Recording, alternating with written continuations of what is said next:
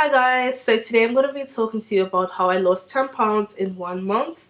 Now, just a disclaimer, I am overweight, so the weight is going to come off quickly for me in the beginning, whereas if you're smaller, the weight will come off slower.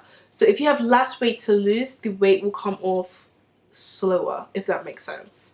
So yeah, just to let you know.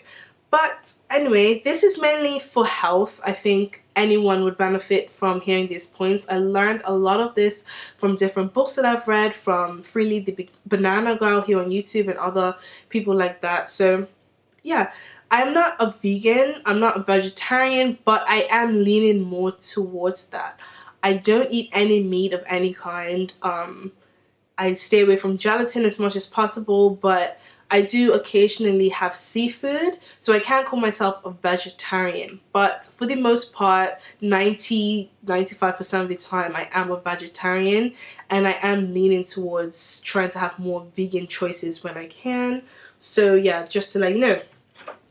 Alright, so the first point is substitutions. Now when I say substitutions, I don't mean go buy the low-fat cream cheese instead of the full-fat cream cheese. I don't mean buy Diet Coke instead of full-fat, full-sugar Coke, whatever.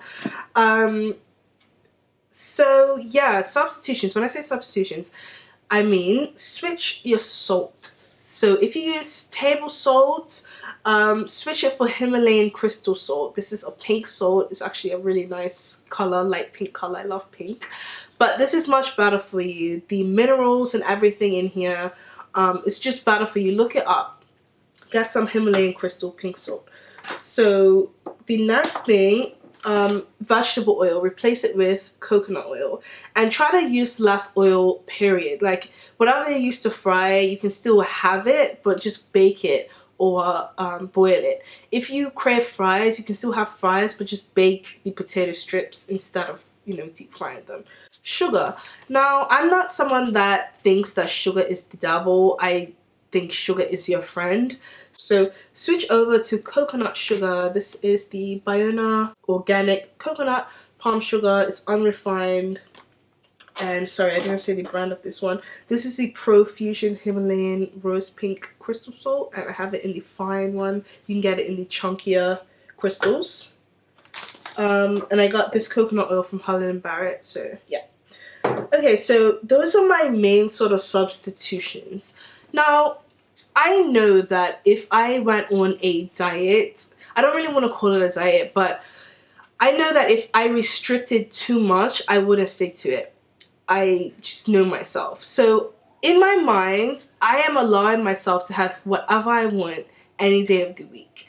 However, for the last month, I haven't really wanted to have any of those things because I want to see results. I do have sort of a cheat day or a cheat meal once a week, usually on Saturdays, but sometimes more than once a week. If I feel like something, I'll have it, but I just make sure that the rest of the day or the next day is filled with stuff that is actually going to benefit my body and isn't too fattening. So what is going to make you fat or gain weight, or what's going to prevent you from losing weight? Okay, so let's start out with the points. Now, what I'm about to say, some of it might be controversial. I know a lot of people have different opinions on different vitamins and minerals and things that you believe, that I believe, that our body needs or doesn't need. So if you don't agree with something that I'm saying, that's fine. You're entitled to believe whatever you want to believe. I'm just telling you what has worked for me and what has made me feel a lot better. Okay, so the first thing that I believe we should stay away from as much as possible is dairy. You know, when we're born, our mothers have milk in their breasts for us to drink. So why do they stop producing it after a few years? If we needed it for our whole entire lives, our mothers would never stop producing milk. You know, that's our food for a lot of our, early life. So why do we think that once our mother stops producing breast milk, we need to go and drink another organism's milk? You don't see a goat going up to a rabbit or a goat going up to a dog and drinking their milk. You don't see a cow coming up to a woman that just had a baby and sucking on her breasts. Like, you just don't, because we don't need that milk anymore. We lose the enzymes to break down the milk from our mother's breasts after about the age of 4, I believe. I think it's 4, something like that. So after that, we don't really need it. We're done. Like, it's used for us to grow quickly, get nice and healthy and strong, and then that's it. We can get calcium from vegetables like kale and lots of other things. So cut back on dairy. When I first started this sort of lifestyle, I cut dairy out completely for a whole week and I lost 5 pounds. Now, I know that's probably mostly water weight and things, but I felt a lot better too. My stomach didn't feel as like gargly and just bloated and stuff after I ate. I felt completely normal. I felt really energized and really good. And yeah, milk from a cow is meant to fatten a calf within a short period of time. You don't have to agree with this. I know this is very controversial, but that's just my opinion. Okay? Alright. So make almond milk. The second thing is salt. Now, a lot of the weight that you see when you step on the scale, like a lot of that is water weight, and we retain water by having too much salt. We have way too much salt every single day. We really don't need that much, and I would suggest switching over to Himalayan crystal salt, the pink salt. It's much better for you rather than just the table salt, which doesn't do your body any favors at all. This at least has like some benefits, so look it up if you've never heard of it. So yeah, dairy salt. What else have I been doing? I cut out a lot of processed foods and snacks, and I found that if I had enough sugar during the day in terms of like fruit, I didn't miss these things at all. So I'll talk about sugar later, but yeah, cut out processed foods as much as possible. Cut out white flour, cut out bread, cut out white sugar, just anything overly processed. And that is pretty much it. Also, I have reduced the amount of oil I use, and I changed the oil that I use to coconut oil. So I used to use like vegetable oil or sunflower oil, but I try not to fry anything anymore. I try to either maybe bake it or boil it, but when I want to toast something in oil, I either use extra virgin olive oil as a dressing, not in the actual pan, but in the pan, heat it up. Coconut oil is the best and the safest sort of oil, or one of the safest oils for like high temperatures. It's not really good to heat other oils over a certain temperature. It becomes really bad for you. Anyways, so yeah, that leads me into my second sort of point, and that's substitutions. Now, this might sound really boring, like, you know, when you see those low fat or low sugar things in the grocery store, they always taste a lot worse. But I don't mean stuff like that, because those things are usually very processed anyway, and the low sugar or no sugar option isn't even any better. So yeah, try to have as much whole foods as possible. If you eat meat, try to, you know, have the most organic, sort of free range meat as possible, because those slaughterhouses are crazy. They really rush the animals to grow with different growth hormones and different crap. So you're eating that, and you know the growth hormones are still in the meat. So you have to think about that as well. But that's just my opinion. I don't eat meat at all, but if you do, you know, just prepare it the most healthiest way you can. Don't fry it in lots of oil.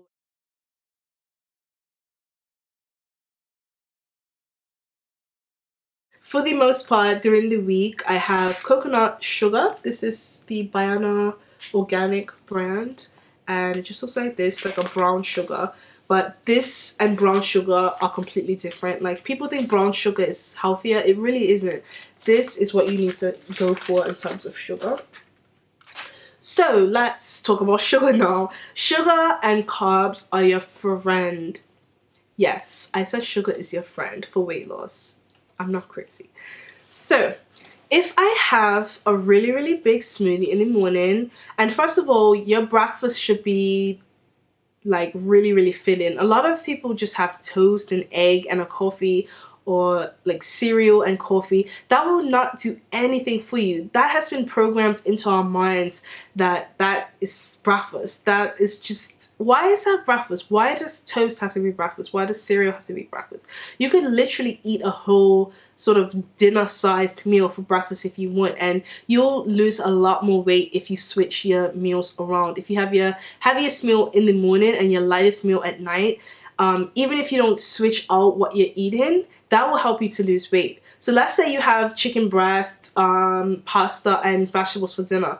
If you have that for breakfast, and then you switch it to having toast for dinner, you'll lose weight. So it's just proven that you need to have your biggest meal in the morning. That will help you to resist temptation during the day. It will give you energy for the day to go to work and do what you have to do.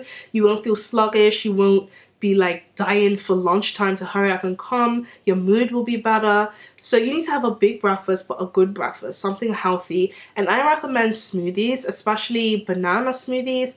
I really love Freely the Banana Girl's channel. I didn't really like her at first because I felt like she showed her body too much and I felt like she was arrogant, but now I just sort of pay attention to the message more. So I do have Data Aid, which is like something Freely always has, and that's pretty much a bunch of dates. I usually do like 10 or 12 dates with a lot of water, like a liter of water, and some coconut sugar in there. And I also have these little vanilla drops that she uses. So I like, first of all, can I just say I don't even like dates. I would never eat dates by themselves, but when you blend dates with a whole bunch of water, it creates like this creamy sort of milky drink that is really, really filling, because dates are super, super high in calories and sugar and stuff. So that is like brain food for you. It's really necessary for having a good mood. Other than that, I have a lot of bananas, and I recommend having a banana stash in your house. Every single time I go out, I buy a bunch of bananas. So right now in my closet, I have about, I want to say 5 bunches of bananas. So whenever I eat a bunch, I try to buy a couple more bunches just so I always have a stash.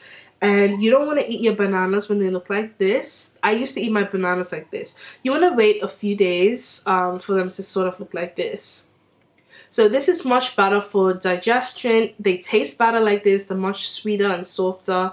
Whereas this might make your stomach feel a bit weird. It's not so good for digestion. But if this is all you have, it's fine. You can still use this in your smoothies. But I have like really big smoothies with a bunch of bananas almost every single day. I put at least 4 bananas in my smoothies.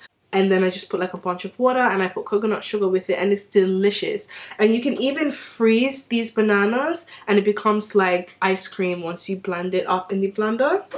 So I do recommend having big fruit smoothies first thing in the morning, especially sweet fruits. Sweet fruits meaning banana, dates, and various other things. I'll put a chart up here so you can see, you know, what the sweet fruits are. Obviously have all types of fruits, but in the morning I prefer to have really, really carb rich and sweet fruits because they keep me full for longer and they give me energy and make me feel happier. So yeah. Also, some people like me are very sensitive to combining different sorts of fruits. So again, this chart shows how you're meant to combine fruits for optimum sort of digestion. Now, everyone has a problem with this. Some people can combine anything and it's fine. So, you know, but for me, if I combine pineapple and banana, I get a really weird sort of gurgly stomach and it feels really, really uncomfortable. So I tend to just stick to these sort of fruit combining rules. That's that for sugar. Definitely sugar is your friend in terms of fruit. So, and coconut sugar. Potatoes, sweet potatoes, different starchy vegetables are really, really good. Potato, cauliflower curry with coconut milk. Rice with Nigerian tomato stew on top of the rice with a side of yams or side of sweet potato. Different rice dishes, maybe something with kimchi and rice. What else? I need to like make a list of things. I can't think right now. Another thing is just chips, like fries, but baked fries, like Freely's chitlets that she has with the sweet chili sauce. I actually made her sweet chili sauce. I'll put those videos below if you don't know what I'm talking about. But sometimes I crave french fries, so I just bake some strips of potato. And so yeah, those are some examples of things I have for dinner lately. To reduce the amount of salt that certain foods need, I put lemon juice. That really sort of brings out the flavor of things and allows you to use less salt. But after a while, you do get used to less salt in your food. It's just like your taste buds need to get used to certain things. It takes some time. But yeah, let's see. What else did I write in my little notebook? So another thing is to cut out all drinks except water, tea, fruit and vegetable juices. Obviously, it's better to make your own fruit and vegetable juices, but as long as there's no added sugar, they're better than, you know, Coke and stuff. If you're sort of like a Coke or Pepsi or Sprite addict, just sort of reduce the amount you have bit by bit until it's nothing. You might not be able to go cold turkey, but just reduce it bit by bit and it will become easier. And you do lose a taste for things after a while. A lot of things that we drink and a lot of things that we eat are just sort of habits, almost like addictions. And you just have to sort of wean yourself off slowly. And you lose a taste for those things. Like, I used to have Snickers and Twix so often, and now I don't even crave them because I haven't had them for like weeks. So you just have to give yourself a chance to sort of get over that sort of addiction. Your brain adjusts and your taste buds adjust and stuff. If you have enough sweet fruit in your diet, you won't crave chocolate. I promise you won't. If you have a really, really huge smoothie and then someone put like chocolate in front of you, you won't want it anymore. And that is like take it from me, I'm the biggest snack dessert person ever. So if I can get over this, so can you. And obviously, if you really, really want something one day, or if you have to go to a party or something, you don't have to be super restrictive with yourself. You can have it, but just make sure you're not the type of person that once you have something, it's just a downward spiral, like sort of slippery slope sort of situation, whereas you know, that craving will come back. Like when you have another cigarette after you quit, you might start smoking again. Just make sure that it's a one-off and, you know, you can handle not having it after that, if that makes sense. So the other day I went to dinner with my friends and I really didn't want to go because I just was trying to just eat completely healthy that week. But I went because I wanted to be social, and when I ate the meal that I normally eat from that particular restaurant, I didn't even enjoy it as much as I used to.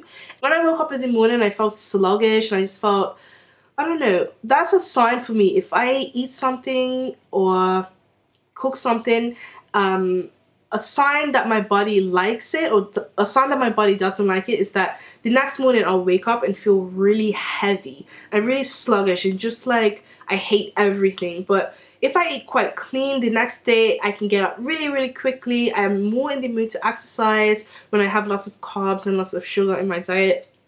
And I don't even exercise that much. But I lost 10 pounds in about a month. I know obviously a lot of that is water weight because I cut down a lot on salt. But I just wanted to let you guys know what I did. And those are pretty much my top tips. But the last thing I wanted to say is just imagine if you could remove the skin from your torso. So imagine like all your organs are exposed, or everything is just there. Would you feel comfortable dumping a can of Coke directly onto your organs? Or would you feel more comfortable dumping like a smoothie or green juice onto your organs? Would you feel comfortable slathering your insides with macaroni and cheese? Or would you feel more comfortable slathering your insides with potatoes? So think about it. Like, when you eat something, if you had to put it directly into your stomach, would you do it? Like, if you had the opportunity to put a chocolate, like a piece of chocolate cake, and just shove it in your stomach, would you really do it if you couldn't taste it? Like, we need to stop being so obsessed with the way things taste and really sort of appreciate the more subtle tastes of fruit and things. And fruit can be super sweet as well, just like dessert. So yeah, just think about that. So let's recap a bit. So we want to reduce our salt intake and switch regular white table salt to Himalayan salt, but you don't even need much of this either. Just reduce your salt intake, reduce your oil. Try not to fry things, but if you ever pan fry something, try to use coconut oil as much as possible. Have more bananas. Have at least 5 bananas a day. It will really save you if you have a really big sweet tooth. And almost everyone in the world has a sweet tooth because our body runs on sugar. Like, we need it to survive. So obviously we feel a lot happier after we have that chocolate cake or that whatever, because we need that sugar in our body. So we need to get it from other sources though, like coconut sugar and bananas and dates. I don't have any dates right now. I need to get some more. What else? Have more water. Have at least, you know, 1.5 liters a day. I usually have around 2 liters a day. Reduce your dairy intake as much as possible. That will really help you to lose weight quicker, and it's just better for health. Just reduce your, you know, the amount of processed foods you have. If you want french fries, have them, but bake them. You could have sweet potato chips, kale chips. As long as you're having high carb stuff, you'll feel full, you'll feel satisfied, you won't want chocolate cake or chocolate bars. Trust me, I am the biggest dessert person ever, and if I can say that, then come on, you have to believe me, because I literally had dessert almost every single day of my entire life. Okay guys, so that's pretty much it. I hope that was easy to understand. I know a lot of this might be new to you guys if you don't watch a lot of sort of vegan YouTubers, but I do, and I'm really getting more into that because I think it's the way to go. I do still eat seafood sometimes, I still do eat dairy sometimes, I do still eat dessert and stuff, but yeah, I'm getting there.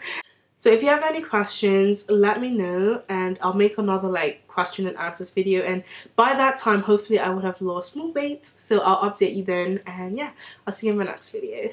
Bye.